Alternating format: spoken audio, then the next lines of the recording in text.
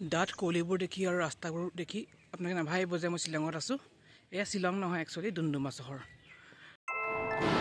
ডুমডুমা অসমৰ পুৰণি নগৰসমূহৰ ভিতৰত এখনি ঐতিহ্যপূৰ্ণ আৰু বাণিজ্যিক প্ৰধান নগৰ ডুমডুমা। ইংৰাজসকল অসমলৈ অহাৰ পাছতেই তেওঁলোকৰ প্ৰচেষ্টাত অসমত বাণিজ্যিক ভিত্তিত চাহ খেতি আৰম্ভ হৈছিল। 1859 চনৰ পৰা 1860 চনত ইংৰাজসকলে ডুমডুমাৰ কাষৰে বিছাকুপি আৰু হাঁহচৰাত চাহ খেতি আৰম্ভ কৰিছিল। পাছত দাঁতি কাষৰীয়া আন ঠাইবিলাকতো চাহ খেতিৰ প্ৰসাৰ হ'বলৈ ধৰে। 1882 চনৰ পৰা 1885 চনৰ ভিতৰত ডিব্ৰুগড়ৰ পৰা ডুমডুমাৰ মাজেদি ডিব্ৰু-শদিয়া ৰেলপথ স্থাপন কৰা হৈছিল। ৰেলগাড়ীৰ চলাচলৰ লগে লগে বৃদ্ধি পাইছিল ডুমডুমাৰ গুৰুত্ব। 1916 চনত ডুমডুমা ইউনিয়ন সমিতিৰ গঠিত হৈছিল। 1925 চনত গঠিত হয় ডুমডুমা নগৰ সমিতি।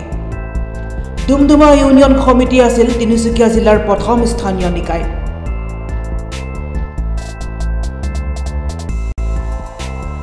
ডুমডুমা আৰক্ষী থানা প্ৰতিষ্ঠিত হৈছিল 1916 চনৰ আগতেই। জানিব পৰা মতে এই আৰক্ষী থানাৰ পুৰণি ভৱনটো পূৰ্বতে আছিল এটা ৰজাদিনীয়া দুৰ্গ।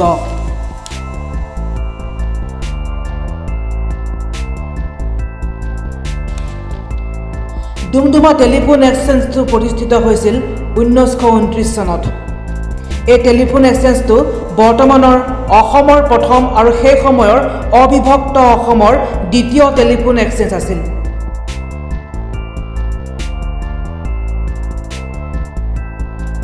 ঊনৈছশ 4 চনতে স্থাপিত হোৱা ডুমডুমা অসমীয়া দুৰ্গা পূজা মণ্ডপৰ চৌহদত থকা নাট্য মন্দিৰৰো আছে এক সোণোৱালী ইতিহাস। অসমৰ প্ৰথম সহ অভিনীত হৈছিল এই নাট্য মন্দিৰত 1933 চনত।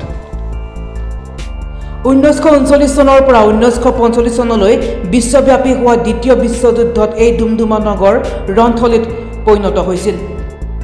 ডুমডুমাৰ সুসাহিত্যিক যোগেশ দাসদেৱে ডুমডুমাৰ পটভূমিত দ্বিতীয় বিশ্বযুদ্ধৰ ওপৰত লিখা ডাৱৰ আৰু নাই উপন্যাসখনে ডুমডুমা বিখ্যাত কৰি ৰাখিছে।